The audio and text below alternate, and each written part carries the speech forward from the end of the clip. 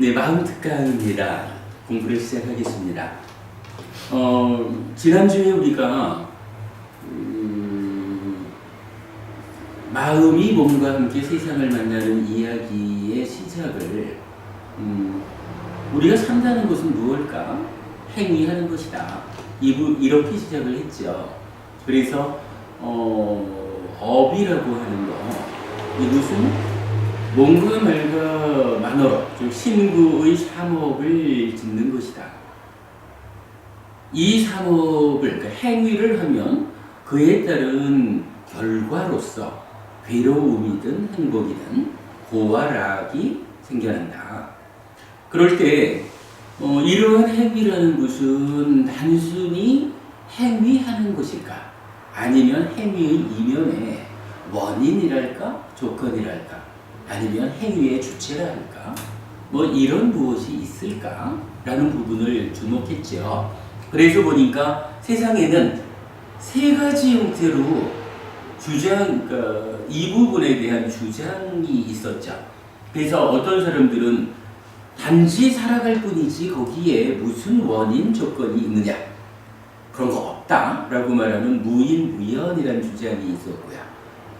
그리고는 있습니다. 있기는 있습니다. 있다라는 주장이 두 가지로 나왔죠. 한쪽은 그것이 무엇이냐 하면 신의 뜻입니다. 한쪽에서는 전생의 업입니다. 근데 부처님은 이 세 가지 모두를 나의 길, 내 가르침 아니다. 우리 삶의 현실 아니다. 라고 부정을 하죠. 그래서 바깥길 세 가지라는 의미로 삼종 외도라는 말이 불교 교리상에서 아주 비중 있게 나타나는 거죠. 그러면 부처님은 이렇게 다른 사람들의 이야기가 사실 아니다 라고 말하면 부정하는 것으로 끝나는 사람이 아니라 그랬죠. 부처님은 부처님대로 그렇다면 사실은 무엇일까? 라는 것을 가르쳐 주더라. 이제 부처님께서 주는 답변은 마음 신자를 쓰는, 그러니까 찢다라고 하는 마음이 있다. 요것이 몸과 말과 만어의 행위의 원인이자 조건이다. 이렇게 알려주죠. 그래서 사는 것, 업이라고 하는 거가 찢다를 원인으로 몸과 말과 만어로 행위하고 그 결과로 괴로움이거나 행복을 결과맺는 것, 요것이 사는 것이다. 업의 개념이다. 이렇게 공부를 한 거죠. 근데 사실은 그 시점에서 우리가 한 가지 또 이어지는 질문을 했지요. 누구나 다 찢다를 원인으로 몸과 말과 만어로 행위한다면 왜 누구는 괴로움을 만들고 누구는 행복을 만들까? 이런 질문을 우리가 이어서 한 거죠. 그리고는 거기에 대한 부처님의 답변을 다시 찾아보니까 부처님은 이제 탐진치라고 하는 요 찢다를 오염시키는 오염원, 그래서 잘 알려진 거지만 탐진치 삼독이죠.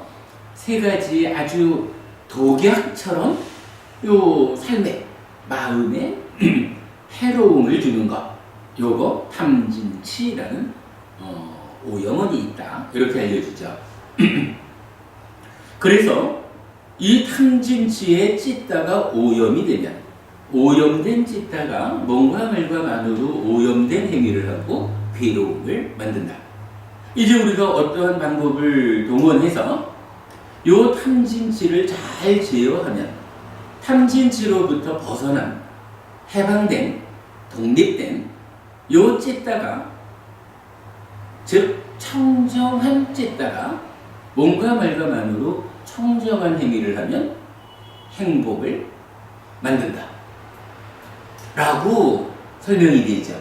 그러면 여기까지 탐진치로부터 출발해서 찢다, 몸과 말과 만어의 행위, 그리고 그 결과로 고와 락이라고 하는 요 하나의 그림을 그려가지고 우리가 이제 어떻게 이름을 붙였나, 요것이 바로 불교의 중심 자리에 있는 업의 개념입니다.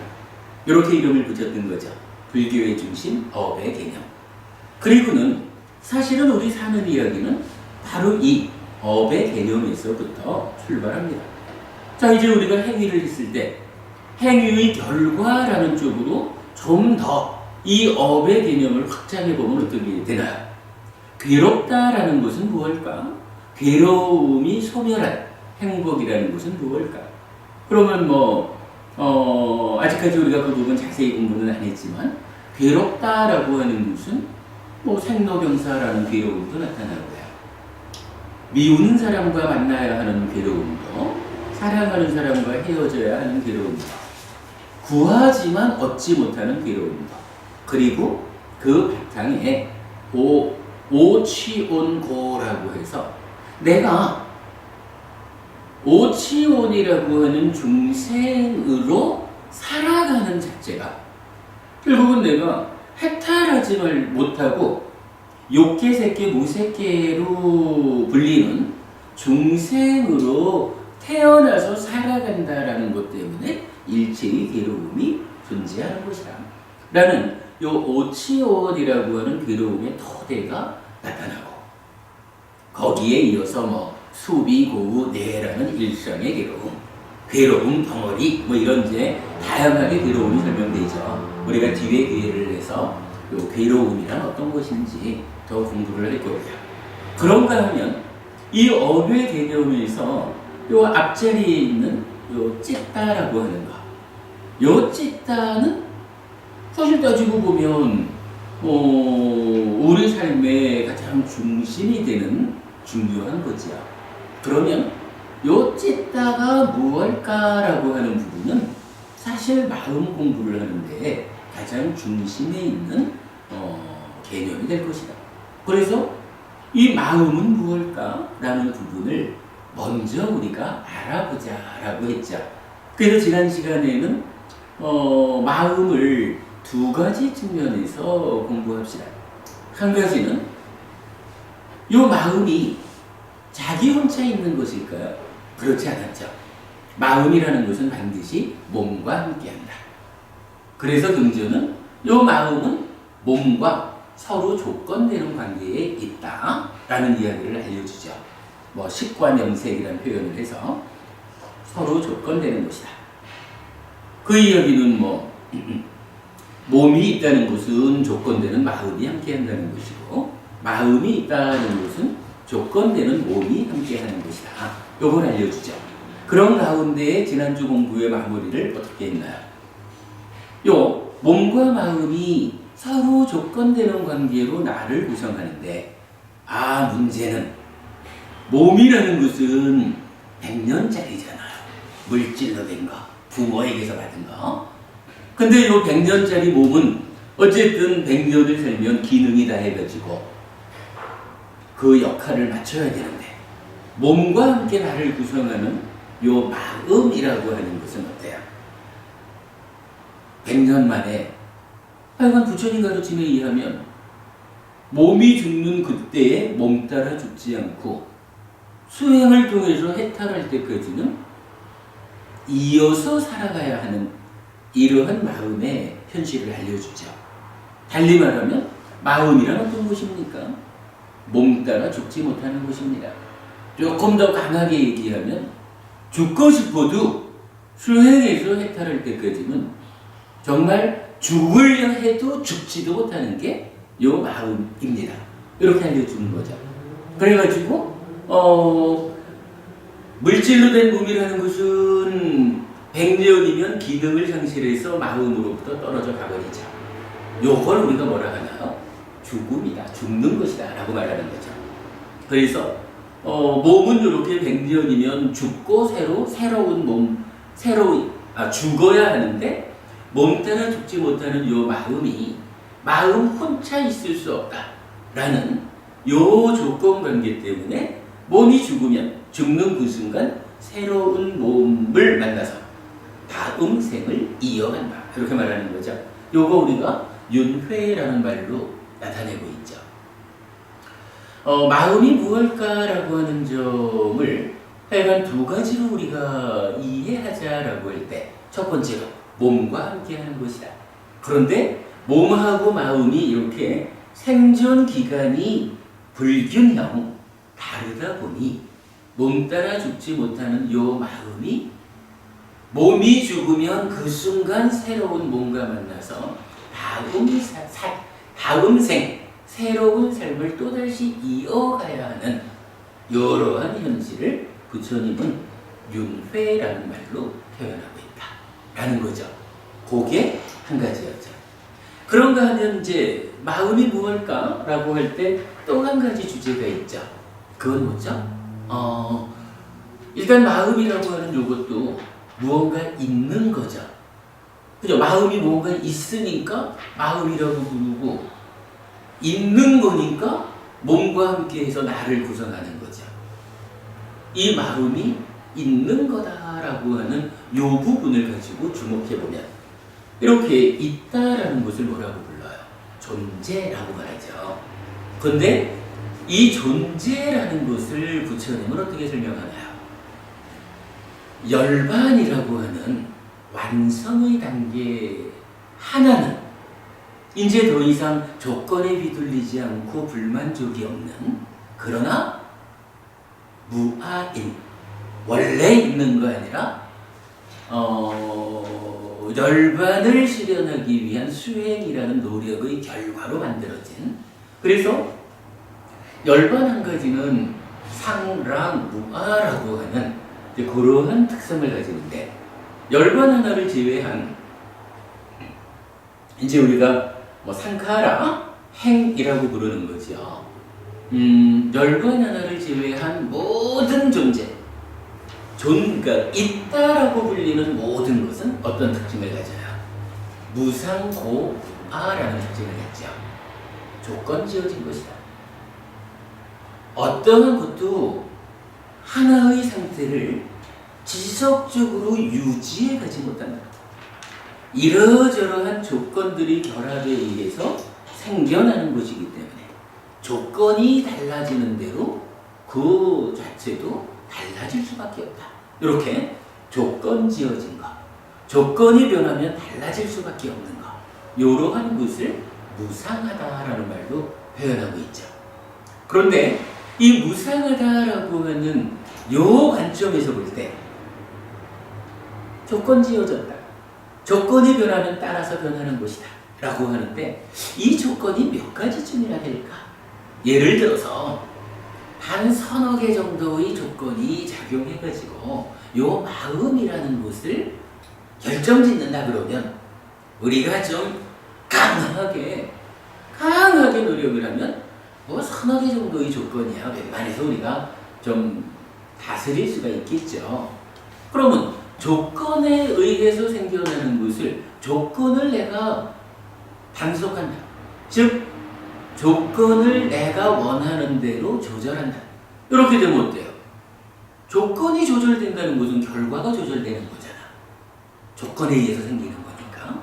그러면 마음이라고 하는 것도 이 몇 가지 조건을 내가 잘 조절하면 내가 원하는 마음 상태를 만들 수 있고, 그렇게 원하는 상태의 마음이 몸과 말과만으로 행위해서 행복을 만든다. 이렇게 될 텐데, 문제는 현실이라는 게, 이 마음 하나를 조건 지우는 것들이 서너 개 정도가 아니라는 거죠. 굉장히 다양한 것들이 이 마음의 상태에 개입을 하는 거죠. 그래가지고 나는 어떻게 좀 내가 원하는 마음 상태를 만들어가지고 살아가고 싶은데, 이 다양한 조건들이 나의 힘으로 제어가 되지를 않아요.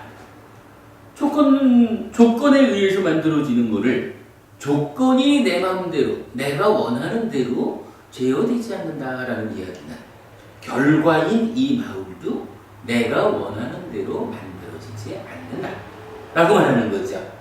그러면 거기서 이제 어떤 결과가 생겨요? 당연하지. 내가 원하는 상태는 이건데 조건이 제어되지 않아가지고 원하는 상태와 다른 상태가 만들어져요.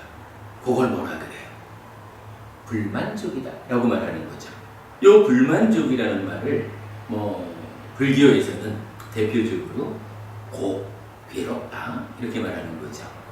그래서 마음은 무엇일까? 라고 말할 때 그러니까 한 가지는 앞에서 볼 때 몸과 서로 조건되는 것이라서 결국 윤회하는 것이다 이랬는데, 이제 두 번째로는 이렇게 윤회하는 요 마음이 어떠한 마음일까? 라고 하니까 표현하자면, 예를 들자면 우리 힌두교, 브라만교 같은 데에서는 신의 분신인 아트만이라는 게 있어서 그 아트만이 신의 분신이니까 신 자체로서 존재하기 때문에 이 아트만은 상락아정 꾸준히 유지되고 그래서 불만족이 없는 이런 존재다라고 말을 하지만, 부처님이 알려주는 존재는, 이 마음은 그렇게 신의 분신으로서의 상락아정이라는 만족스러운 존재가 아니라 무상고무아라고 하는 조건에 따라서 지속적으로 변화하는 가운데 불만족 상황을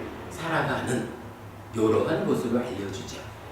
그렇다면은 윤회한다라고 말하는데, 그러면 몸이야 100년짜리라고 하지만 이 마음은 몸 따라 죽지 않는 요거니까 꾸준히 이어지는 그 마음인가 보다 라고 생각할 수 있지만, 이제 오늘 우리가 이건 공부할 요 무상고무아라고 하는 조건 지어진 마음이다 라고 하는 그 특성에 의해서 보면 윤회를 하기는 하는데 어때요?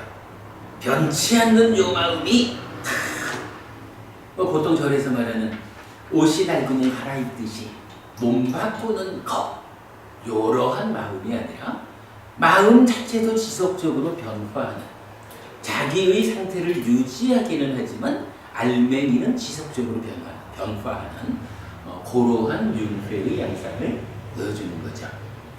이제 그런 부분을 우리가 이해하면서 이제 오늘 수업에서는 그러면 요 마음이라는 거, 이렇게 무상고무아인 거, 조건 지어진 거라고 하면 이제 우리가 알아봐야 되는 게 있죠.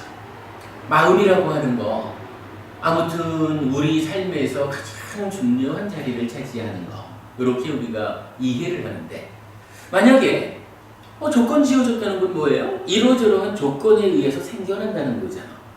근데 이 중요한 마음이 어떻게 생겨나는 것일까 하는 요 부분을요, 만약에 부처님이 깨달음의 눈을 통해 가지고 요 마음은 요렇게 요런 조건에 의해서 생겨나는 것이다 라고 부처님이 가르쳐 주지 않았다면, 이제 부처님이 가르쳐 주지 않은 그 조건 관계를 우리가 찾아 나서자면 이제부터 어떻게 해야 되나요?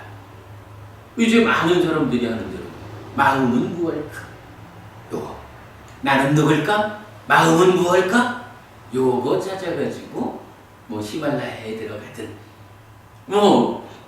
마음을 찾는 공부를 해나가야 되는 그런 일이 생기죠.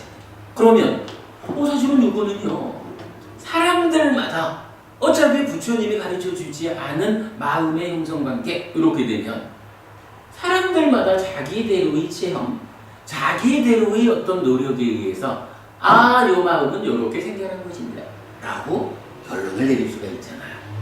100사람이면 100사람이 다 이 마음은 요런 것이요 라고 다르게 볼 수 있거든요. 근데 이 마음이 뭐냐 하면 우리 삶에서 가장 중심되는 그 자리에 있는 거거든. 요 마음이 보는 사람마다 그 마음 요런 거야, 요렇게 생긴 거야. 보는 사람마다 요 마음을 다르게 말한다면, 이제 우리는 이 마음을 제어해서 괴로움을 소멸하고 행복해지자라는 이 일을 어디에 의지해서 어떤 마음을 근거로 그런 공부를 해나갈 것인가, 이게 어려워지는 거예요. 누구 말을 믿겠어요? 그렇기 때문에 이제 우리가 경전에서, 그래도 우리가 한 사람은 우리가 완전히 믿을 수 있는 사람이 있잖아요. 부처님이잖아요. 만약 경전에서 요 찌따라고 하는 요 마음이 어떻게 형성된 건지, 어떻게 생겨나는 건지, 그러니까 무엇을 조건으로 해서 이 마음이 생겨난 건지 부처님이 알려주는 답이 있다면 이제 그 답을 찾아내는 순간 우리가 마음은 무엇일까? 나는 누굴까? 라고 헤매고 다닐 이유가 없는 거죠. 부처님이라는 완전한 스승이 알려주는 답이니까 우리는 그걸 배워 알면 되는 거죠. 오늘은 이제 고어 공부를 하려고 합니다. 근데 이제 고어 공부에 앞서서 제가 칠판에 그림을 하나 그려놨는데 요 얘기를 좀 해볼게요. 요건 무슨 얘기냐면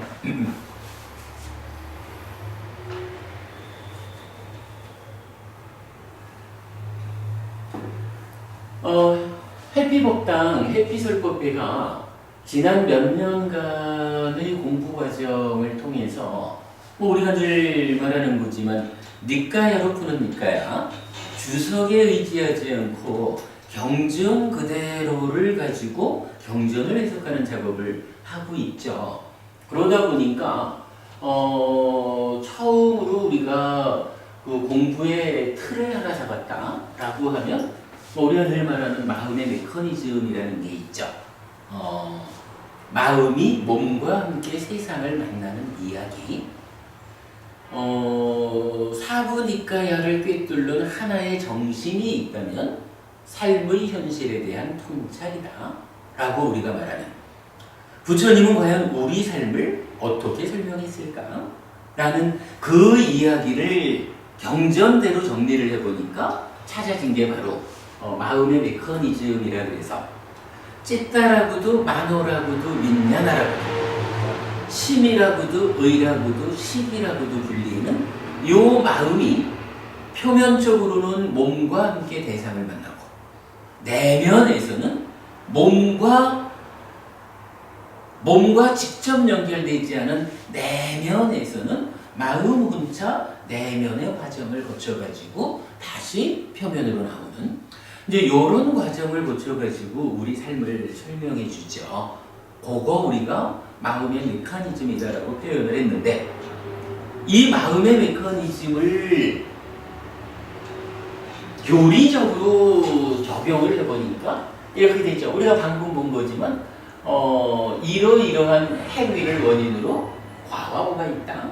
요 한 가지가 우리 삶의 현실이다라는 거고, 그런가 하면 교리적으로는 12연기가 어려운 이야기이기는 하지만 따지고 보면 마음의 메커니즘을 그림으로 그려놓고 거기에다가 번호만 매겨주면 어떻게 돼요? 12연기가 설명이 되더라 라는 것. 그래서 현재 조금 전에도 말했지만 모든 존재가 열반 하나를 제외하면 무상고무와 다양한 조건 관계 때문에 불만족 가운데 사는 게 우리 삶이죠.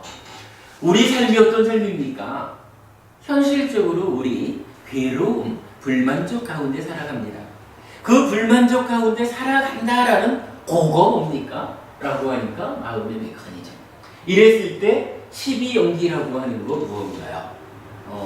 우리 삶의 과정에서 어떤 자리에 어떠한 문제가 있을 때 괴로움이 생겨납니까?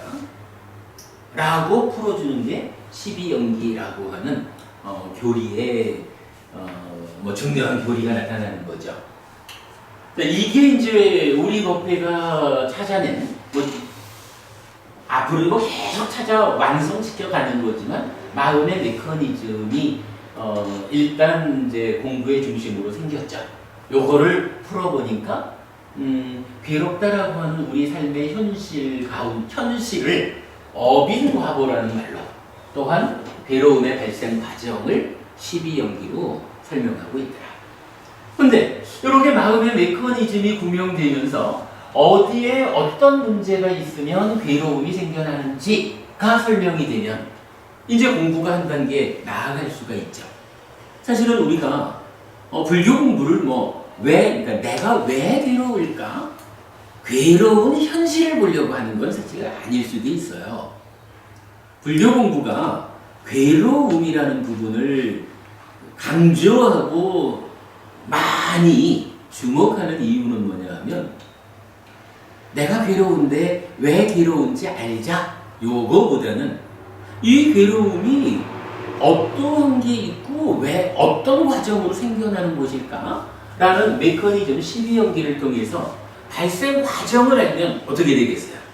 그 생겨나는 과정이 알려지면 그 과정마다의 문제점을 제거하면 어떻게 돼요?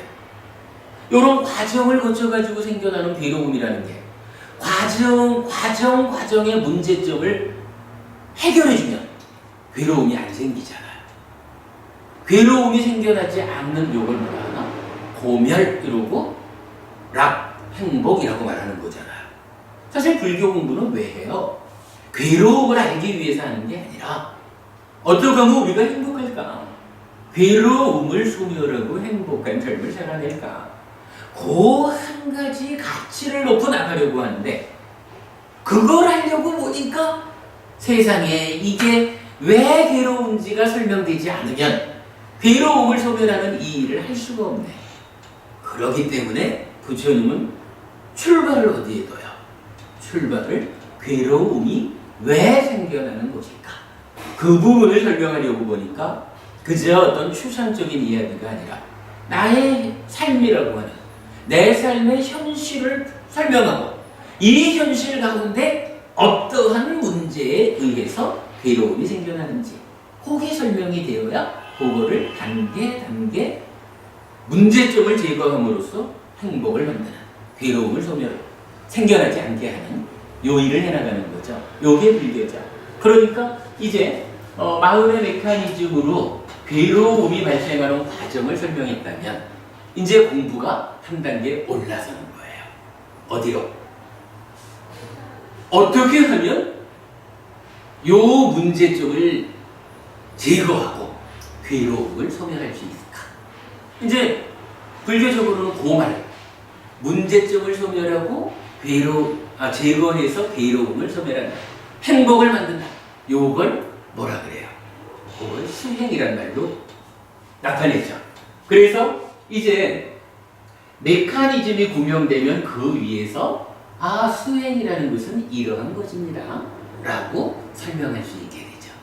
그리고 이 수행이 일련의 체계를 갖는다라는 것을 보여주는데 기본적으로는 12연기에 직접 대응하는 말로는 팔정도라고 우리가 말할 수가 있죠. 그런가 하면 팔정도를 중심으로 하는 수행의 체계는 좀 더 풀어서 설명을 하면 사념처라는 수행에 이어서 사마타 위빠사나라는 사념처 사마타 위빠사나라는 일련의 체계를 가지는 수행이다. 이렇게 알려지죠. 이렇게 메커니즘 위에서 수행의 체계가 알려진다. 그러면 이제 마지막으로 해야 하는 일이 하나 있죠. 자, 괴로움이 어떻게 생겨나나요? 찾아냈어요. 어떻게 하면 그 발생 과정의 문제를 제거해서 행복해지나요? 하니까 수행의 체계가 알려졌어요. 근데 체계가 알려졌다 그래가지고 괴로움이 실제로 소멸하는 건 아니죠. 이제 알려진 수행의 체계, 사실 이건 길이란 말이에요. 수행이라고 하는 이 하나의 길이 알려졌다면 이제 그 길을 직접 걸어가는, 그죠? 직접적으로 수행을 해나가는, 직접적으로 괴로움을 소멸시켜가는 요런 도닥금이라는 말도 하고 그럽니다만은 직접 내가 수행을 해나가는 일이 필요하죠. 그러면 수행을 직접 하려면 어떻게 해요? 이제 수행은 요렇게 하는 것이다 라고 하는 테크닉이 필요한 거죠. 수행의 기법. 선생님, 절에서 수행하시는 스님들이 많지 않습니까? 그분들이 전부 다 일반적으로 마음의 행복을 위해서 그 수행하는. 각각의 절에서 수행을 하는 분들이 어떻게 그 수행하는 이유, 목적을 제시하는지는 몰라도 아마도 그 목적이라는 게 정말로 불교적으로 수행을 하는 분이라면 다양하게 표현을 해도 그 목적을 한 자리로 꿰어보면 결국은 행복을 위해서, 궁극적인 목표가 마음의 행복이라고. 그렇습니다. 불교는 부처님은 오직 고멸, 행복이라는 하나를 가지고 두는 거예요. 그래서 몰라 이제 강고부님이 뭐 이렇게 만나신 어떤 분들 가운데 수행을 어떻게 좀 다양하게 설명할 수 있겠지만 그 다양함이 결국은 왜 그럴까요? 왜 그럴까요? 라고 따지면 괴롭지 않기 위해서, 괴로움의 소멸, 행복을 위해서라고 모아지게 되어 있고, 만약에 누군가가 이러한 구체적인 내 삶의 행복을 위해서라는 요것과 다른 방향을 향해서 수행한다라고 하면 아무리 승복을 입고 있다고 해도 그런 경우는 부처님이 안내하는 수행하고는 다른 수행을 한다라고 봐야 되죠. 뭐 조금 있다가 그 이야기가 좀 설명이 될 거예요. 그래서 어쨌든 이렇게 메커니즘을 통해서 괴로움이 발생하는 과정이 설명되면 수행의 체계를 통해서 행복으로 향해서 나아가는 길이 안내가 되고, 그 위에서 직접 이제 어떤 방법으로 어떤 테크닉을 통해 가지고 그 길을 가느냐라고 하는 것이 수행의 기법으로 알려지는데, 이 수행의 기법을 설명하는 경전이 뭐 여러 개가 있지만 대표적으로는 대념처경이라고 해서 고진멸도 사념처라고 아니지 말을 잘못했네. 신수신법 사념처라고 불리는 사념처 수행을 정의해주는 경전이 있어요. 요 경전이 이제 지금 우리 오늘 저녁이죠. 저녁 수업에서 지금 대념처경 9주차까지를 했고 오늘 저녁에 10주차 수업을 하게 될 거예요. 요 대념처경이라는 경전이 이러한 수행 기법의 출발선에서 수행의 원형을 제시하고 있고, 또 한 가지는 입출신념경이라 그래서 아나파나사티 숫다 이렇게 말하고, 여러분 가장 유명한 거겠죠. 불교 수행을 대표하는 게 뭐예요? 호흡 보는 수행이잖아요. 요 호흡 보는 수행을 16단계로 나누어 가지고 해탈하는 데까지로 나아가는 구체적인 테크닉을 알려주는 경전이에요. 그러고 보니까 오늘 저녁 볼페에서 대념적인 강의지만 오늘 강의가 입출신념경 16단계가 어떻게 구성되어 있는지, 어떤 의미인지 하는 걸 설명하게 될 거예요. 그래서 이렇게 이러한 테크닉에 의해서 그 길을 걸어가면 이제 그 결과는 어떻게 되는 거예요? 괴로움이 소멸한 락이라는 행복을 결과맺는다라고 하는 거죠. 괴롭다라고 하는 불만족스러운 내 삶의 현실에서 왜 불만족스러울까라고 하는 부분을 메커니즘을 통해서 어빈과 12연기로 구명이 되고 설명이 되고, 그 위에서 어떻게 하면 이러한 문제점을 해결할 수 있습니까? 라는 부분을 체계적으로 팔정도와 사념처, 사마타, 위파사나라는 수행의 체계, 길을 만들고 그 위에서 직접 그 길을 걸어가는 심의자, 수행의 테크닉을 대념적용과 입출신념경을 중심으로 공부하면 그 결과 고멸, 행복이라고 하는 삶의 완성을 실현할 수 있다. 이렇게 되는 거죠. 제가 이제 좀 전에 공방 하나 보자라고 말씀드린 게 뭐냐 하면 이런 거예요.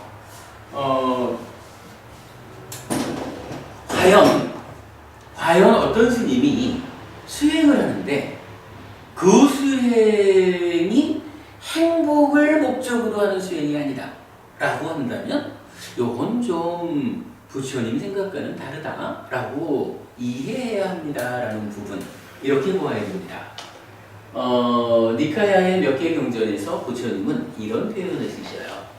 불교를 정의하는 큰 명제라고 봐야 돼요.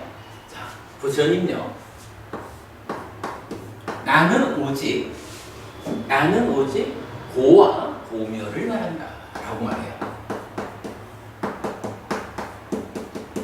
부처님이 부처가 되고 45년 동안을 참으로 많은 사람들에게 법을 설하잖아요. 부처님 그렇게 말씀하시는 거예요. 내가 설명하는 이 모든 법들은 오직 나의 삶에 이러한 불만족, 괴로움이 있다라는 것을 바로 보게 만듭니다. 이러한 괴로움이 소멸할 수 있다. 괴로움이 소멸한 행복한 삶이 가능하다. 궁극적으로는 괴로움 제로, 행복 100이라고 하는, 우리가 아까 말한 거지만 존재 가운데 오직 하나 있는 게 뭐냐 하면 열반이죠. 열반 하나를 제외한 모든 것은 무상공무화, 이렇게 말하잖아요. 열반이라고 하는 괴로움 제로, 행복 100의 상태도 부처님은 말해주는 거예요. 그리고는 그렇게 괴로움이 완전히 소멸한 그 상태를 이루는 상태가 있습니다. 내가 왔습니다. 그대들도 내가 도착한 이 길을 같은 방법으로 걸으면 그대들도 도착할 수 있습니다. 이렇게 알려주는 게 불교라는 거예요. 그러니까 부처님, 나는 오직 고와 고멸을 말한다. 자, 근데 이제 여기서 우리가 하나 주목해야 되죠. 이 괴로움이라고 하는 거 어때요? 괴로움은 이거 원래 있는 걸까? 원래 괴롭다라고 정해져 있는 걸까요? 여기 이제 불교적으로 왜 우리가 어떤 경우에든 적용할 수 있는 답이 바로 그거라. 자, 이 괴로움 원래 있는 거, 원래 괴롭도록 정해진 건가요? 하면 무조건 아니라고 하면 돼요. 왜냐하면 우리가 이건 아까도 본 거지만 법이라고 하는 거, 요거 존재죠. 그래서 약간 어떤 법이라고 불리는 거잖아. 근데 모든 존재는 어떻다 그랬냐 하면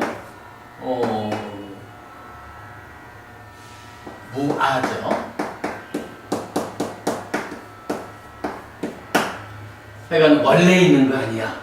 자기 상태를 유지한 게 그러니까 본질적으로 존재되어 있는 게 아니에요. 근데 요 법 존재라고 하는 거를 이제 두 가지로 나누는 거예요. 어떻게 나누느냐 하면 하나는 열반, 그리고 두 가지로 나눈다라고 하는 것은 하나를 열반이라고 했으면 이제 나머지는 거예요. 열반 아닌 거, 이렇게 하면 되겠죠. 그러니까 열반 아닌 모든 것, 이렇게 말하는 거거든요. 그리고 요 열반 아닌 모든 것을 뭐라고 부르느냐 하면 행이라고 불러요. 그리고 이 행이 가지는 특징이 뭐냐 하면 무상고무왕무라.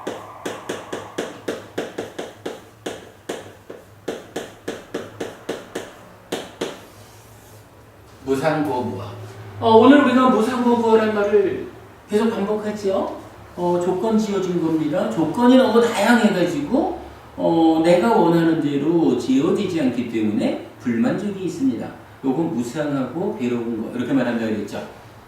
자, 이제 요런 우리 이야기를 계속 반복하고 있으니까 이제 요걸 놓고 이 괴로움에 대해서, 괴로움은 원래 괴로운 건가요?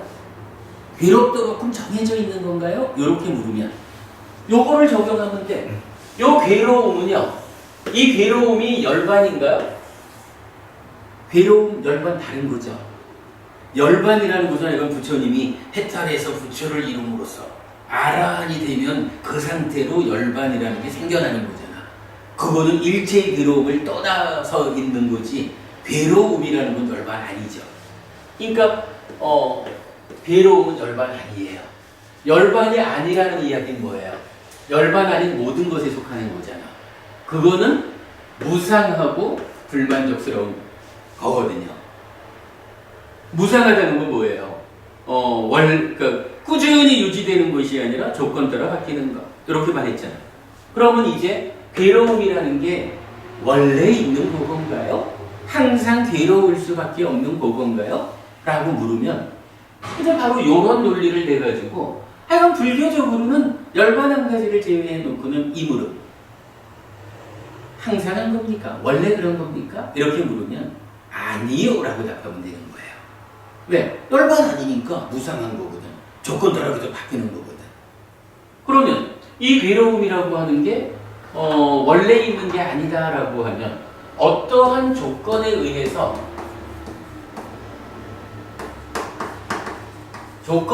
생겨나야 되겠죠. 원래 있는 거 아니니까 조건에 의해서 생겨날 거 아니야.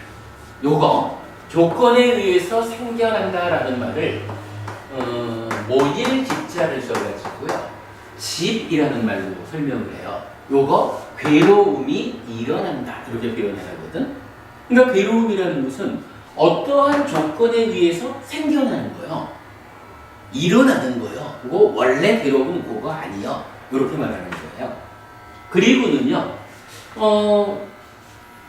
요 괴로움을 일어나게 하는 그 조건이 무엇일까라고 할 때 여기에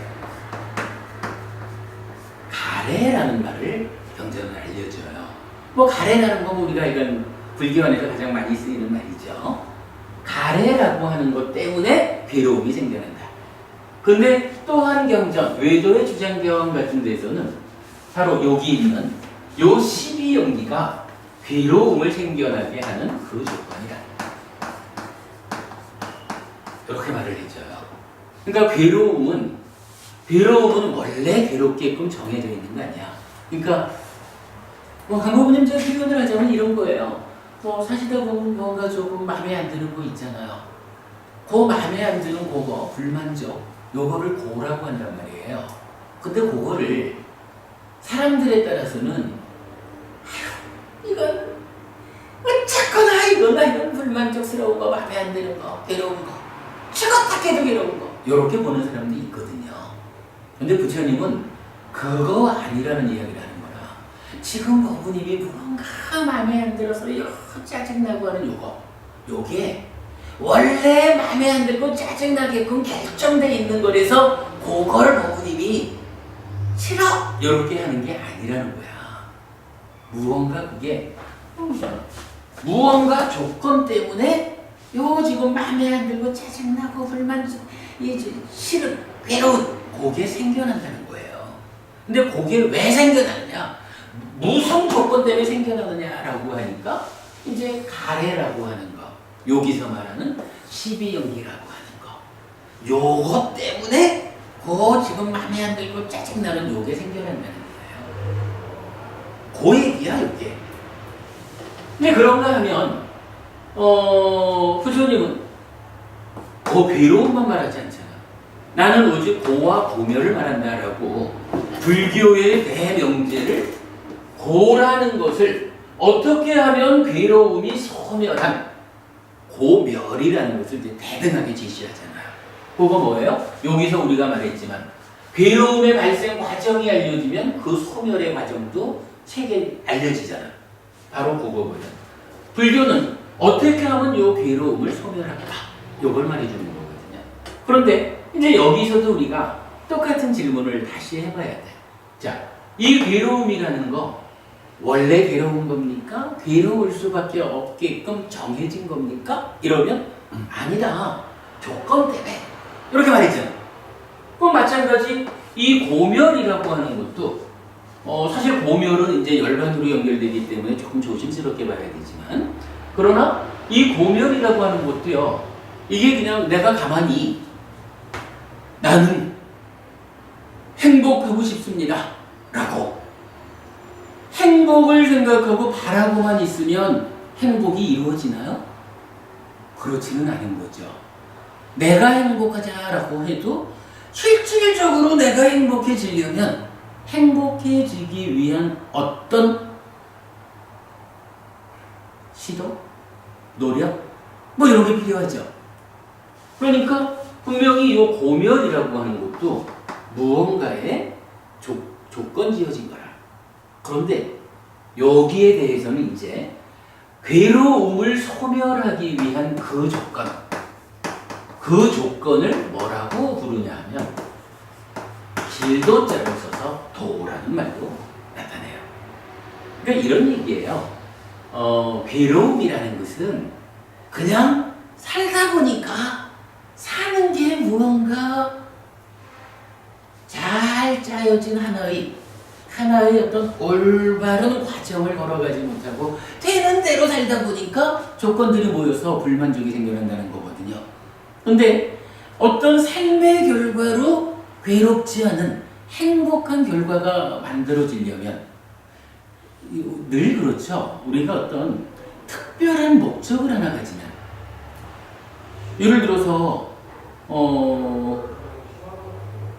강고부님도 저기 자제분이 있나요?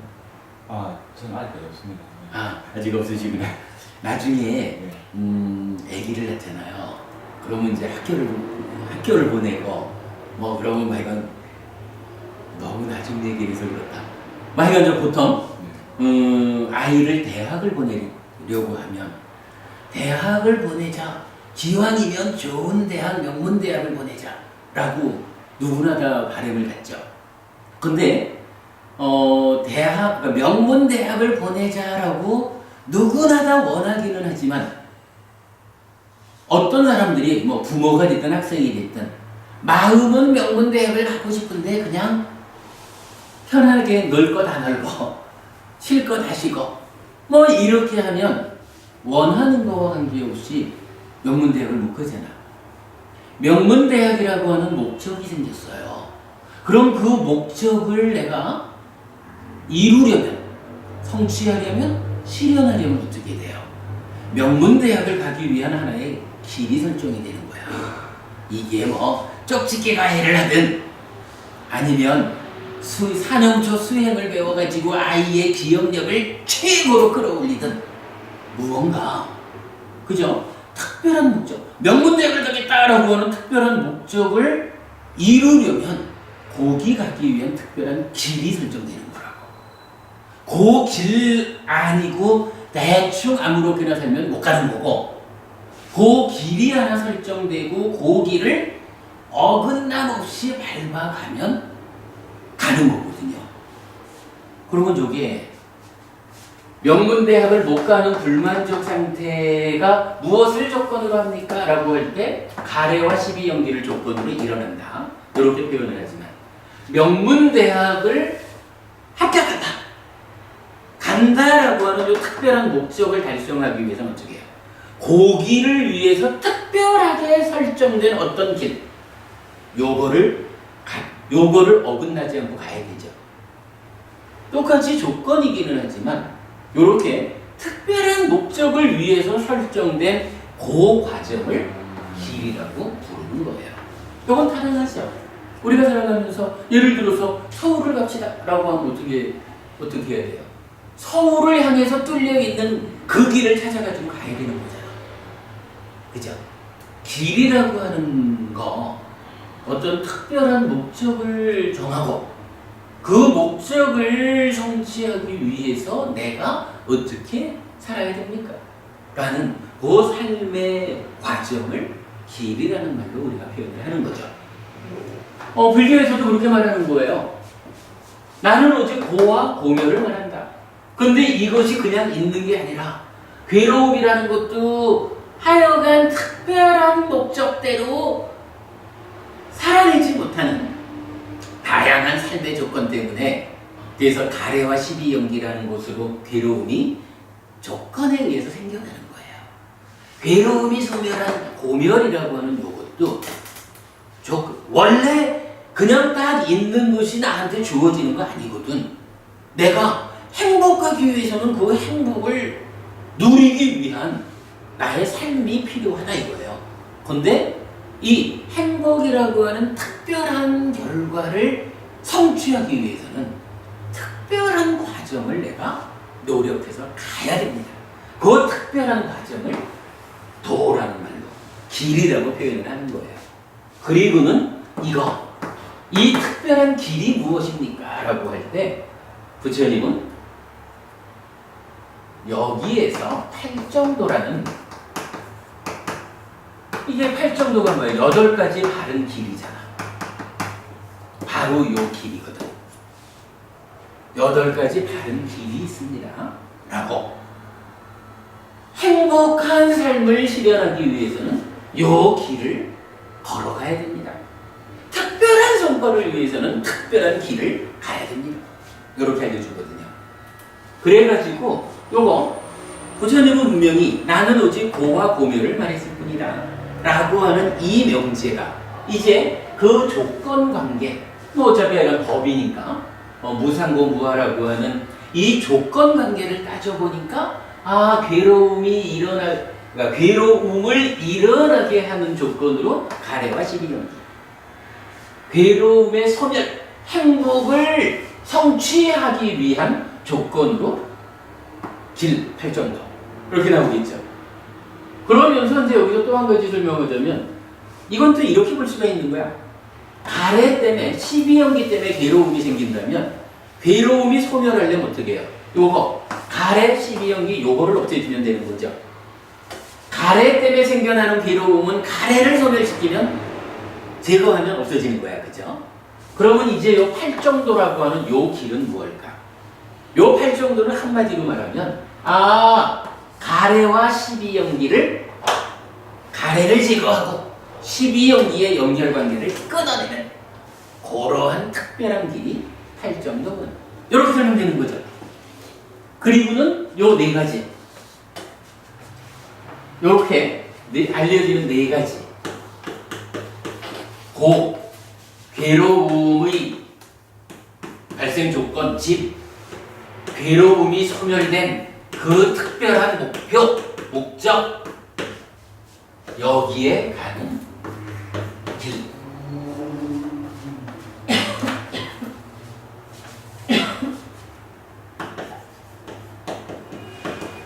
그래서 고, 집, 멸, 도라고 하는 네 가지가, 그죠? 시작은 고와 고멸이라는 두 가지 명제로 시작을 했는데 그 조건관계를 가지고 불교가 의미하는 바가 크게 무엇일까라고 들여다보니까 고집멸도라고 하는 네 가지 단어로, 그죠?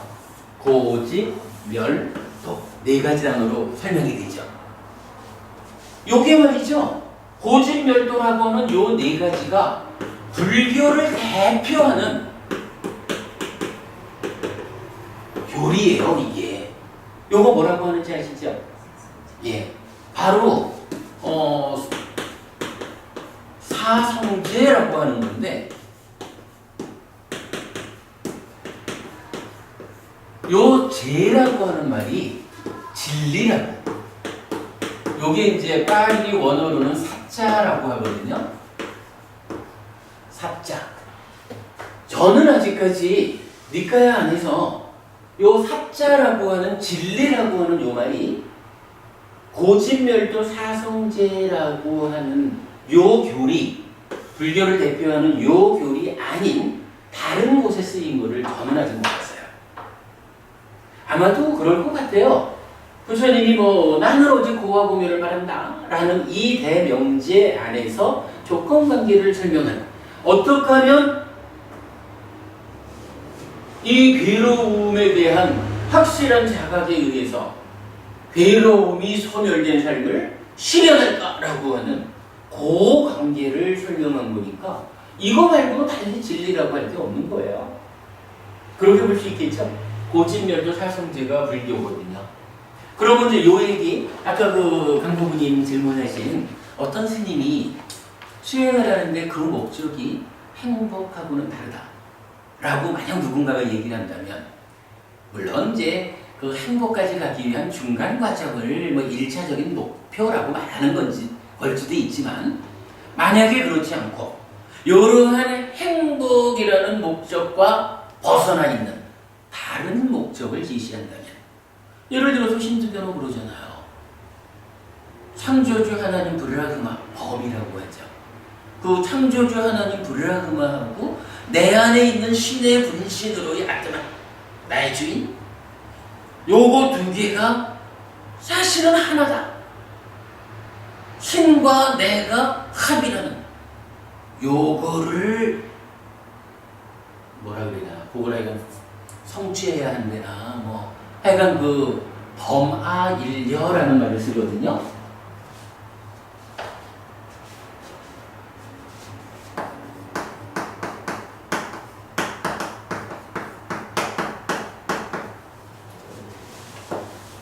창조주인 브라흐마 신하고 신의 분신인 아뜨만, 내 안에 있는 요 아뜨만하고 창조주와 나의 본질이 일이여 하나다, 같은 것이다.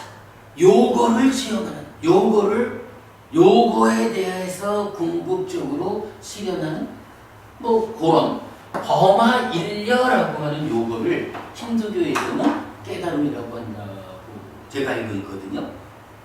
만약에 어떤 스님이 수행을 하면서 나의 목적은 행복이 아니고 고멸이 아니고 정말로 어떤, 이 사실 불교 안에서 불성이라는 말을 쓰고 이런, 사실은 이 범이라는 이 존재와 유사한 개념을 이제 쓰는 사람들이 있죠. 그래서 그러한 어떤 합일 관계로서 수행의 목표를 설정한다 이러면, 정확하게는 부처님이 말하는 고진멸도 사성제에 의해서 행복한 삶, 열반을 실현하는, 아까 열반 뭐라 그랬어요? 괴로움 제로 행복 100 그랬잖아.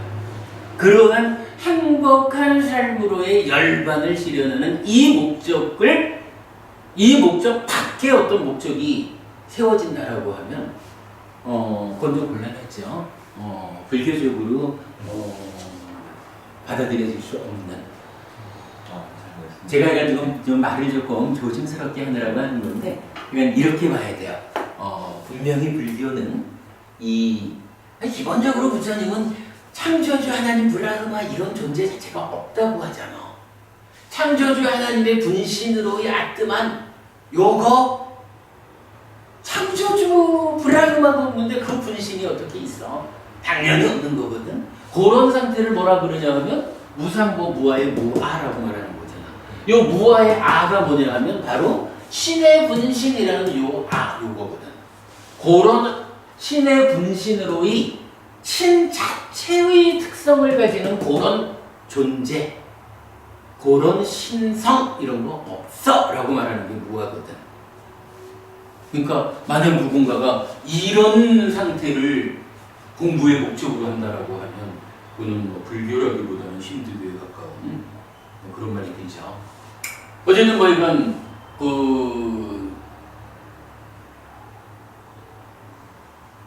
요렇게 고와 고멸이라는 대명제 가운데 고진멸도 사성제라는 불교 안의 유일한 진리를 이해하는 일은 참으로 중요해요. 근데 어쨌든 이런 이야기 쭉 보았어요. 제가 지금 왜 이 이야기를 했냐 하면, 우리 공부가 지난 몇 년간, 그러니까 해피설법회가 지난 몇 년의 공부를 통해서 이렇게 부처님이 지시하는 괴로움이라고 하는 하나의 명제, 이 괴로움이, 불만족이 어떻게 생겨나느냐라는 부분을 경전 그대로를 찾아서 마음의 메커니즘, 마음이 몸과 함께 세상을 만나는 이야기로 찾아낸 거죠. 그러고 보니까 거기에는 어빈과보라고 하는 원리, 그리고 12연기가 대응을 했고, 그렇게 되니까 이제 이 괴로움이 어떻게 소멸될 수 있습니까? 고멸로 나아가는 커다란 길, 그래서 수행의 체계가 그 위에서, 그죠? 이게 분명히 메커니즘 없이 수행의 체계가 설명되지 않는 거죠. 그죠? 괴로움이 생겨나는 그 자리를 보아야 그 부분에 대한 해법이 제시되는 게 수행 체계잖아. 수행이잖아. 그죠?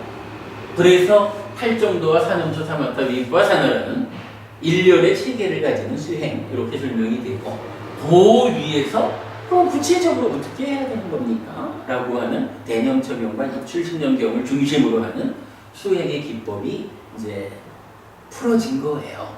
그래서 결국 고와 고멸, 이러한 삶의 실현이라는 불교를, 고와 고멸, 고진멸도 사성제라고 하는 불교를 통째로 싸잡아가지고 3층 집을 지어가지고 설명하는 하나의 이제 공부의 커다란 틀이, 완성이라고 할 수는 없지만 이제 좀 윤곽을 드러내었거든요. 그래가지고 제가 지금 이 얘기를 하는 게 조만간 우리 이제 전역법회에서 대념 적용 강의가 뭐 한 3주? 한 3주 지나면 이제 마칠 거예요. 그리고 나면 지금 우리 법당이 7월 달부터 법회는 시작을 했지만 아직까지 개원 법회 이런 어떤 이제 우리 법당이 공식적으로 출범하지 않았는데 이제 지금 하는 대념 적용을 마치고 나면 해피법당의 개원 법회 공식적으로 해피법당이 출범하는 이벤트를 하나 하려고 생각을 하는 거예요. 그래서 거기에 무슨 개원 법회 이래가지고 뭐라 그래야 돼 손님도 초대하고 이런 일을 하려고 하지는 않고 해피법당의 개원 기념으로 왜 어서 오셔요. 개원 기념으로 바로 요 이야기 요 하나의 이 3층 건물을 짓는 이야기를 가지고 요게 대략 그간 우리 공부 과정을 보면 한 6개월 정도를 잡고 출발을 하면 설명이 될 것 같아요. 그래서 해피법당 개원 기념 특강 6개월 과정으로 3층 집 짓는 이야기 요걸 한번 조만간 시작을 해야 되겠다. 그러면은 개원 법회 해가지고 사람들 굳이 요란하게 모이지 않아도 그냥 어차피 우리가 누구냐 하면 근본 불교 학교 해피법당이잖아. 공부하면 되잖아요. 그래서 이건 조만간 그래야 할 거예요. 6개월 과정으로 요 세 가지 주제를 1년의 연결되는 과정으로 해서 불교를 커다랗게 한번 꿰뚫는 그런 과정을 이제 시작해 보려고 그래요. 그래서 일단 서울 쪽에서 대략 좀 그런 필요성에 대한 이야기를 지난주에 하고 왔는데 요 그림은 이제 오늘 제가 처음 그려가지고 법우님들한테 처음으로 이제 설명하는 거예요. 근데 우리 공부가 이렇게 보면은 뭔가 그야말로 3층 집 지어지는 이야기가 명확하죠. 고와 고멸이라고 하는 이 참 불교의 두 명제를 놓고 3층 집을 지어가지고 고진멸도 사성제라고 하는 이 진리를 해석해 나가는 일이 이게 바로 불교지요.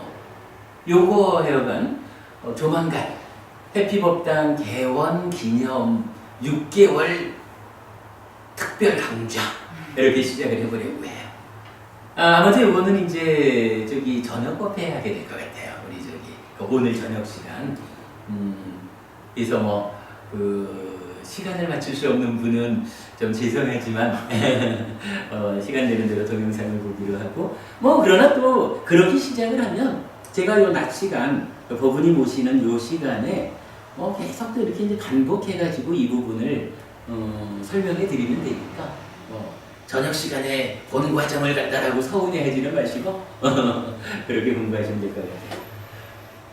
조금 쉬었다 할까요? 네, 조금 쉬자. 그래도 3층 집 짓는 엉뚱한 이야기를 설명을 했지만 그래도 그 안에 우리가 공부해야 될 것은 또 다 담겨 있죠. 무엇보다 정말 우리 잊으면 안 되는 게 고와 고멸이라고 하는 두 가지 명제를 부처님은 지시하고 있다. 나는 오직 고와 고멸을 말할 뿐이다. 그 조건 관계를 그냥 살아가는 조건입니까? 아니면 특별한 목적, 특정한 목적을 달성하기 위한 특별히 설계된 길을 가서 고멸을 실현할 것입니까? 그래서 집과 도라고 하는 다르게 표현되는, 그래서 고집멸도 사성제라는 불교 안에 유일한 진리가 만들어지는 그 과정을 이해하는 거는 불교 공부, 또 불교 공부가 아니라 우리 일상의 삶에서 보아도 이렇게 하면 내 삶이 괴로워지는구나. 이런 방법으로 내가 특별한 노력으로 살아가면 삶에 행복이 만들어지는구나. 괴로움이 소멸하는구나. 요거 염두에 둬야죠. 강고부님 요거 사실 굉장히 의미 있는 이야기야.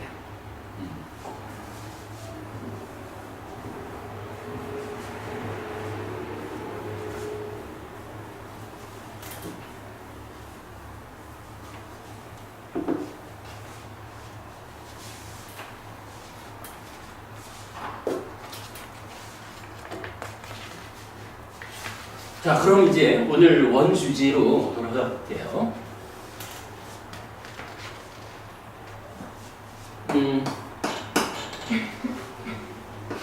찢다가 마음 심자 마음이 몸과 말과 만어 의라는 마음으로 행위를 하면 여기에서 고와 고멸이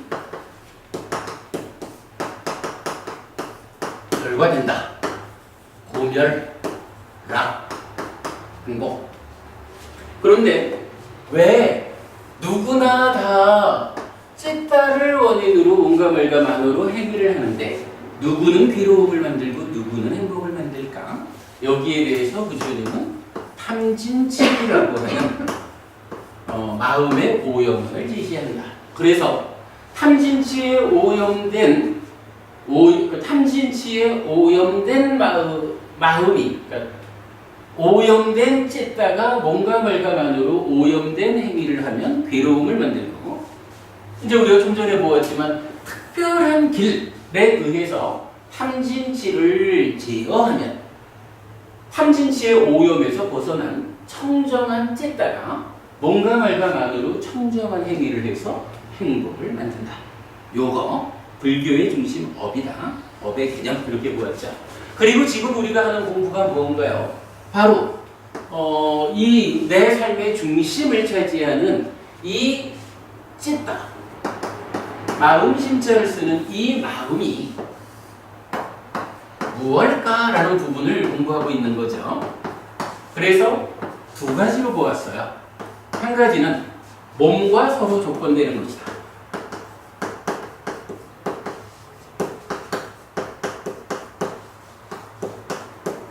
그래서 이 몸과 서로 조건된다라는 데서 우리가 무엇을 보았나요? 100년짜리 몸하고 죽고 싶어도 해탈할 때까지는 죽지도 못하는 마음하고 이런 삶의 몸과 마음의 생존 기간의 불균형이라는 것을 보았죠.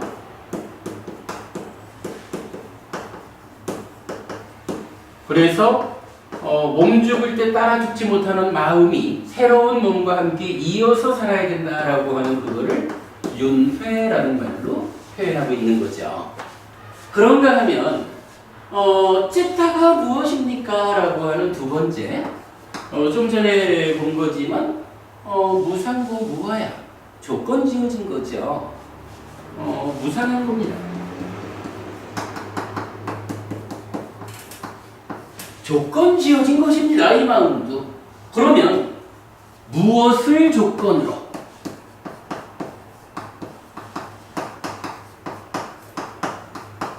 조건 지어졌다는 것은 조건에 의해서 생겨난 것이다 라는 거니까 무엇을 조건으로 찢다는 생겨났을까요?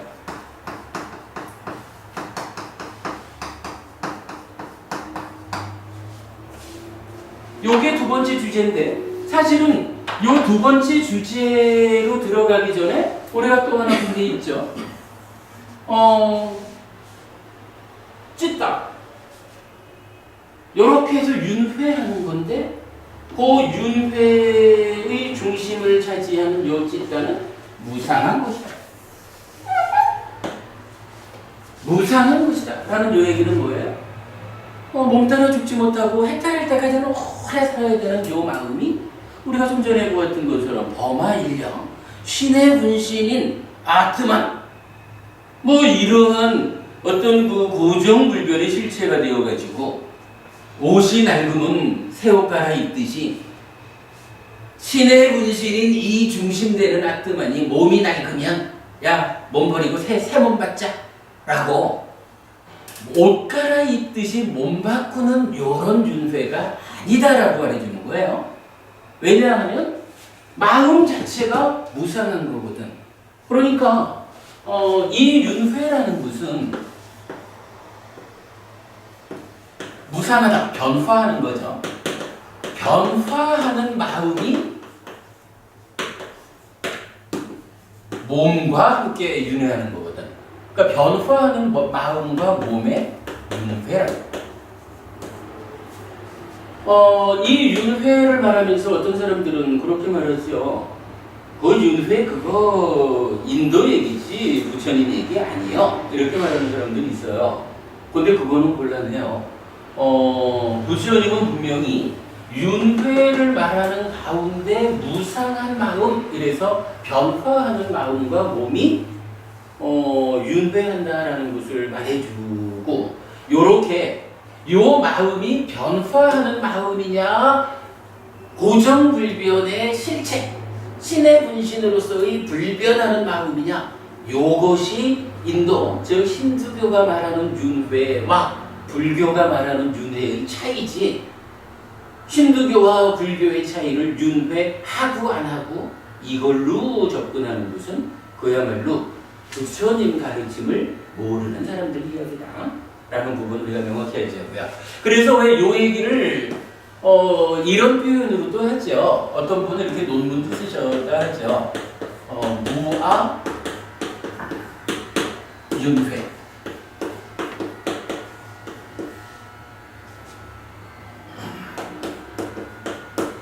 무아윤회라는 말 들어보셨죠? 못 들어보셨나요? 저기 어떤 스님은 요 무아윤회라는 주제로 박사학위 논문도 쓰고 그래 하셨다라고 알려져 있는데, 이렇게 윤회를 하되 그 윤회가 어떤 윤회입니까? 변화하는 마음, 무아인 마음이 몸과 함께 윤회하는 것입니다. 라고. 요 말은 적절한 표현이에요. 윤회하는 가운데 중심이 되는 요 마음이 아뜨만일까, 아뜨만 없음인 무할까? 요걸로 무아인 마음이 몸과 함께 다음 세상들을 살아가는 요거 무아윤회라고 하는 표현은 적절한 표현인 것 같아요. 이렇게 윤회는 하는데 무상한 찌다, 무상한 마음이다라는 것이 함께 어울려서 이 윤회를 이해해야 한다라는 거 주목해야 되죠.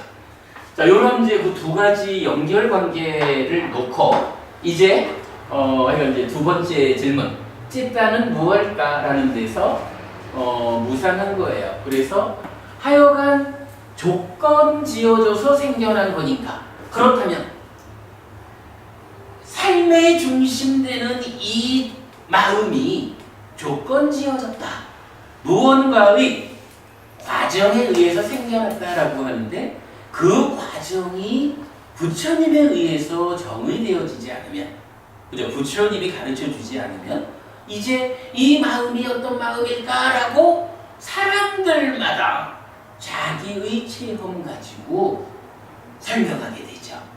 그러면 가르침이 중심을 잃죠. 그래서 이제 경전은 분명하게 이 찌따는 어떻게 생겨났을까라는 데 대한 답을 주죠. 지난주 우리 저녁법회에서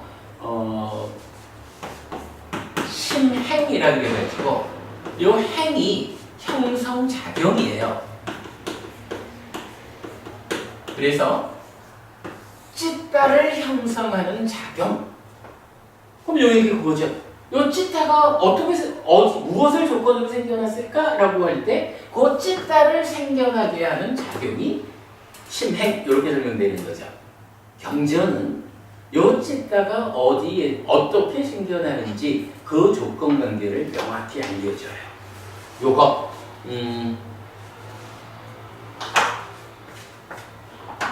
심행은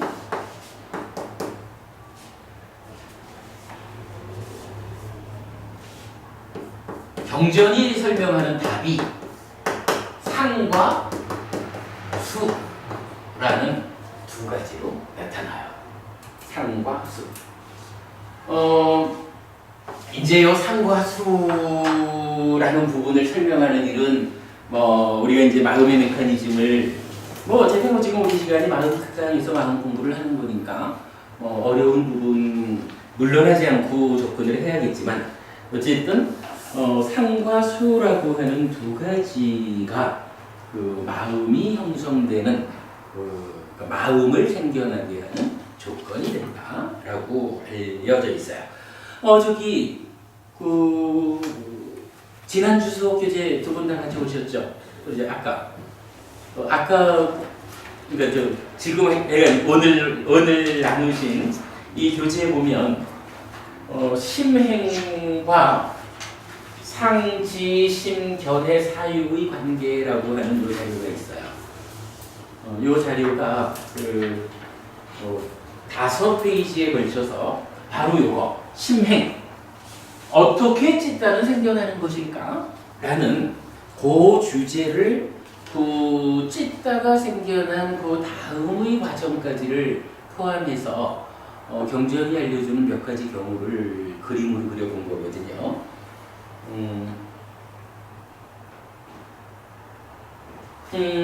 요거 보면 자 일단 우리가 대충 그림을 가지고 한번 읽어보죠.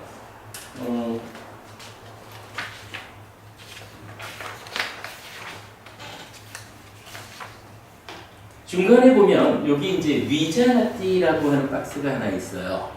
위자나띠. 요거 우리 저기 인식작용이라고 알고 있는 거죠. 그 분별해서 알다. 그러면 분별해서 한다라는 요 내용은 무엇일까라고 하면 식이라고 하는 마음이 우리 내면에서 생겨나는 느낌. 요 느낌을 수라고 하죠. 요 느낌이 내 안에서 어떤 느낌이 생겨나기는 생겨났는데 요 느낌이 즐거운 느낌일까? 괴로운 느낌일까? 괴롭지도 즐겁지도 않은 느낌일까? 라고 분별해 하는 과정을 말하죠.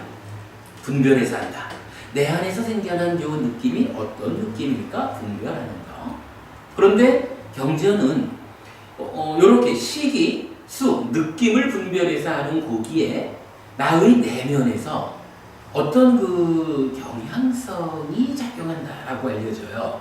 예를 들면 이런 거라, 여기는 지금 안경 쓴 사람이 절반밖에 없네. 요새는 웬만하면 안경 쓴 사람이 더 많던데, 외영씨 우리 옛날에 말입니다. 처음에 안경 쓸 때, 그때는 안경에 왜 이렇게 좀 파란색? 색이 좀 들어갔었죠. 외영씨 기억 안 나나? 기억. 제가 처음에 안경을 쓸 때는 하여간 눈이 안 좋아서 안경을 쓰는데 안경에 아주 약간 푸른빛이 들어있어요. 그래서 안경을 벗었을 때하고 안경을 썼을 때가 세상이 다르게 보이는 거야. 어떻게 다르게 보이냐 하면 안경을 쓰는 그 순간 어떤 것을 보든지 간에 파랑화해서 보는 거예요. 안경을 썼다라고 할 때 내가 세상을 팔았다라는 경향을 가지고 보는 거예요. 안경 쓴다는 게. 요거요, 식이라는 마음이 느낌을, 요 느낌이 즐거운 느낌일까, 괴로운 느낌일까, 괴롭지도 즐겁지도 않은 느낌일까, 라고 분별해야 하는 인식작용을 하는데, 그때 내면에서 상이라고 하는 마치 안경 쓰면 모든 것을 파랑을 얹어서 보듯이 그런 어떤 경향성이 작용해가지고 이렇게 말하는 거예요. 즐거운 느낌이 있으면 그냥 즐거운 느낌이구나 라고 알면 되거든요. 그런데 이제 안경을 썼더니 이 안경이 파란색 이렇게 작용하는 게 아니라 나의 내면 이야기니까 이렇게 작용을 하는 거예요. 즐거운 느낌이 딱 있을 때 그때는 어떤 안경입니까? 라고 하면 그 즐거운 느낌이라는 게 꾸준히 가는 거예요. 지속되는 거예요. 그 좋은 상태가 변함없이 이어져 가는 거예요. 라는 그런 어떤 경향성이 안경 낀 것처럼 작용을 하는 거예요. 그러면은요, 보세요. 분별해서 한다. 인식작용이라는 게, 식이라는 요 마음이 좋은 느낌이 일어나면 그냥 좋은 느낌이 있다라고 알면 돼요. 그러면 좋은 느낌이라고 알려진 그 이후에 이제 찢다가 되어가지고 뭔가 말가만으로 행위하러 가는 이 과정에서 요 느낌이 좋은 느낌이면 그냥 좋은 느낌에 따르는 이어지는 행위가 연결되고, 괴로운 느낌이면 괴로운 느낌이다라고 알아서 그냥 거기에 따른 적절한 행위가 이어질 거거든요. 부처님은 그렇게 되면 우리 삶에 문제가 없다는 거예요. 근데 문제는 여기 상이 어떻게 작용을 하냐 하면 지금 말씀드린 대로 즐거운 느낌이 있으면 거기에 그 즐거운 느낌, 그거 지속되는 거야. 꾸준히 가는 거야. 변치 않는 거야. 이렇게 작용을 하는 거예요. 그러면요, 이제 마음이, 그러니까 식이라는 요 마음이 느낌을, 좋은 느낌을 딱 분별해 알면서 이제 어떻게 알겠느냐고요. 저 즐거운 느낌인데 그게 한쪽에서 계속 두드리기를 어떻게 두드리느냐. 그거 즐거운 느낌 지속되는 거예요. 그거 변치 않고 꾸준히 가는 거예요. 그거 요래 되니까 마음이 이제 요 느낌을 즐거운 느낌이구나 요거에서 상이 건드리는 요 안경 쓴 효과 때문에 영향을 받아가지고 즐거운 느낌이 있는데 야, 요 즐거운 느낌이 계속 가는 거라고, 지속되는 거라고, 변치 않고 유지되는 거라고 이렇게 되잖아. 법원님 말이에요. 살면서 좋은 게 있을 때 어떤 요 좋은 거를 보고는 이게 항상 좋은 게 아니고 요게 위험한 것일 수도 있고 뭐 이렇게 좀 잘 그 조건 관계를 보게 되면 그 좋은 거를 땡큰 잡지 않을 거 아니야. 잘 따져봐가지고 잡을 건 잡고 버릴 건 버리고 이러죠. 그냥 뭐 표면적으로 사탕처럼 달다고 무조건 잡지 않잖아요. 그런데 요 즐거운 느낌이 일어났을 때 지속적으로 요거는 변치 않고 꾸준히 가는 거 이렇게 건드려내면 어떻게? 이제 마음의 입장에서는 나도 모르게 요 즐겁다라고 하는 좋은 상태가 꾸준히 가는 거라고, 변치 않고 유지되는 거라고 이러면 이제 나도 모르게 그걸 붙잡는 거예요. 근데 그러면은 이 붙잡는다라는 얘기는 어떻게 돼? 이제 요 즐거운 느낌을 분별해 하는 인식작용의 결과로 어떻게 되냐 하면 즐거운 느낌이다라고 보지를 못하고 붙잡아야 하는 즐거운 느낌, 요렇게 분별해서 알겠죠. 요렇게 알려지겠죠. 그러니까 내 안에서 어떠한 느낌이라는 상황이 그냥 즐거운 느낌 이렇게 알려지지 못하고 붙잡아야 하는 즐거운 느낌이요 라고 알려지니까 이제 그 다음 행위의 영역으로 연결되면서 요거 붙잡아야 돼 붙잡자 요런 상태로 행위가 이어지잖아. 이 붙잡는다라는 말을 제가 지금 표현하는 요 말을 다른 말로 말하면 뭐가 될까요? 그거 말고 그보다는 좀 더 근본적인 이야기. 그보다 더 근본적인 이야기. 탐. 맞습니다. 고부님 그 얘기를 하는 거예요. 그 탐이 어디 있어요? 여기 있잖아. 이 탐이 뭐냐 하면 자, 누구나 찢다가 원인에 대해서 뭔가 말과 만으로 행위를 하는데 누구는 괴로움을 만들고 누구는 행복을 만들거든. 부처님, 탐진치라는 것이 있으면 탐진치에 오염된 찢다는 오염된 행위를 하고 괴로움을 만든다. 이렇게 알려주는 거잖아. 그런데요, 지금 바로 탐진치 대표적으로 탐이라는 요게 어떻게 생겨나는 겁니까? 라고 하니까 지금 제가 그 부분을 설명한 거예요. 식이라고 하는 나의 내면에 있는 마음이, 우리 여러분 알죠? 마음이라는 것은 심이라고도 의라고도 식이라고도 세 가지로 말하잖아. 그 중에 식이라고 하는 요 마음이 내면에서 느낌을 분별해서 하는 인식작용을 지금 담당하고 있는데 요 느낌이 즐거운 느낌이 일어나면 즐거운 느낌을 그냥 즐거운 느낌이라고 바르게 분별해서 알고 행위로 가면 여기에는 탐진치라고 하는 것이 작용해서 괴로움을 만들지 않는다고. 그런데요, 지금 제가 설명드린 거고 상이라고 하는 그놈이 지속적으로 그 식이라는 요 마음한테 상이 두드리는 거예요. 안경을 하나 끼워주는 거예요. 그 느낌이라는 거 보고 희석되는 거예요. 편치 않고 가는 거예요. 거기에 물들어가지고 안경 쓰면 그렇게 보이는 거잖아, 그죠? 거기에 물들어가지고 붙잡아야 되는 즐거운 느낌. 그 붙잡아야 하는 이라는 고말이 탐이야. 그것 때문에 찢다가 오염돼서 괴로움을 만든다. 그러면 느낌이라는 것은 괴로운 느낌도 있잖아. 괴로운 느낌이 딱 내면에서 일어났어. 생겨났어. 그러면 마찬가지 식이라는 요 마음이 괴로운 느낌을 그냥 괴로운 느낌이다라고 경전 표현으로는 매이지 않고 느끼면 되는 거야. 매이지 않고 괴로운 느낌이 나의 내면에 일어났다 라고 하면 그 괴로운 느낌이 느껴지는 그대로 나의 삶이 사라지는 거예요. 아무 문제가 없어.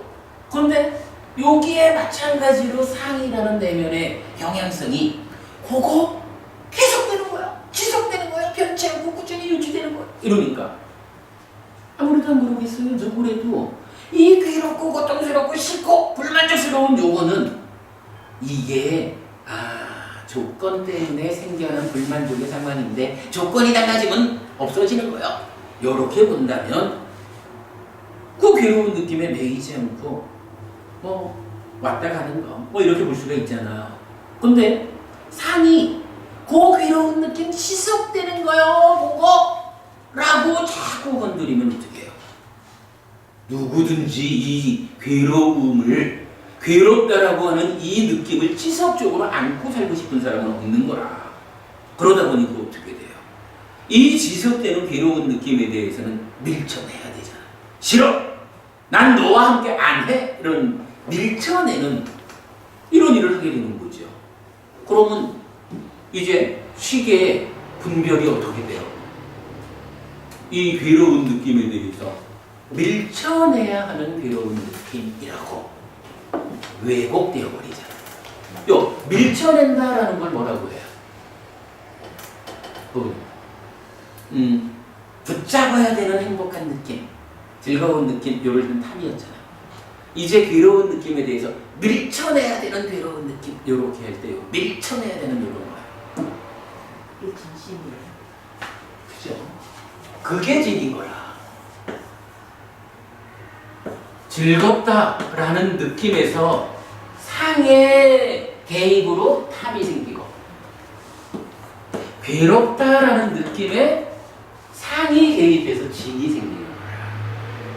그리고 그 이전에 제가 계속 말하는 거 이렇게 계속 가는 거야. 이런 거 뭐야?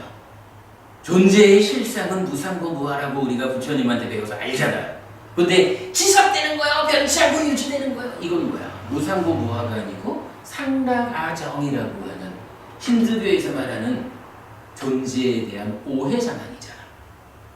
그것에 의해서 분별에 알고 나면 무상고 무아인 줄 모르는 그런 어리석음이 함께해. 그런 거 무명이라고 말하고 합해가지고 치라고 말하는데 뒤에 더 공개를 하고. 그러면 탐진치라는 게 알려지죠. 그렇게 탐진치가 일어나는 과정을 지금 이 탐진치 과정을 이렇게 말했죠. 식이라는 요 마음이 위자나티 분별작용을 하는데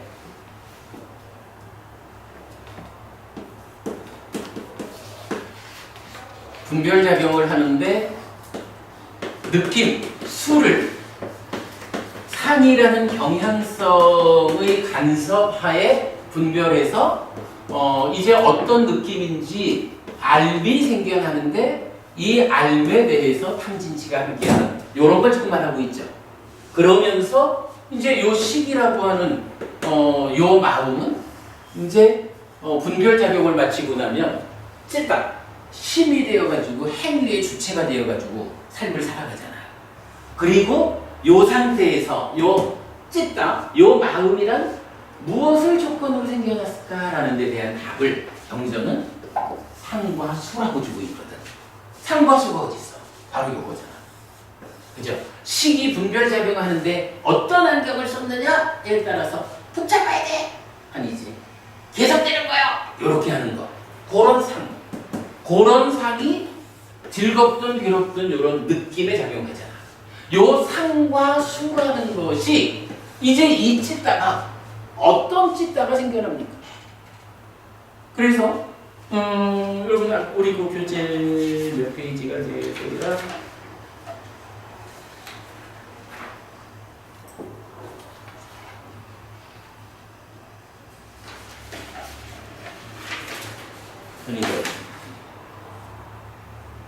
이 교재가 아니고 지난주 교재구나. 하여간 이제 그 경전에서 보면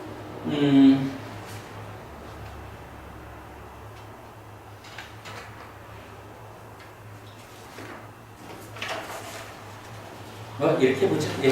지금 이 교재에서 4페이지 한번 볼까요?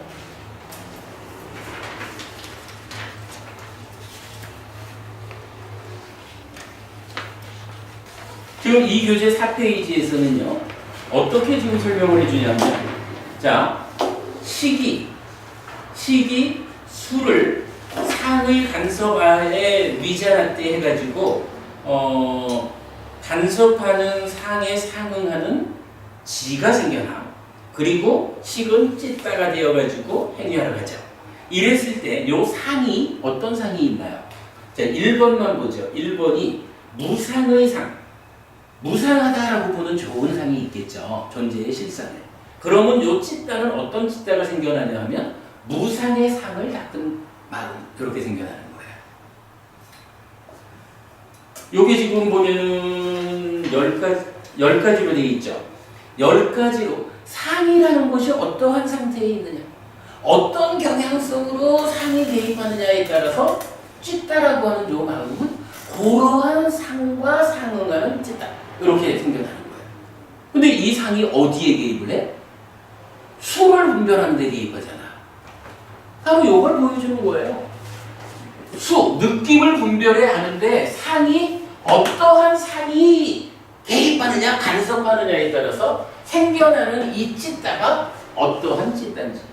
그래서 우리 이제 뭐 대념적용 같은 데서는 이 찢다를 예를 들어서 사라간 찢다, 탐과 함께하는 찢다, 이렇게 말해줘요.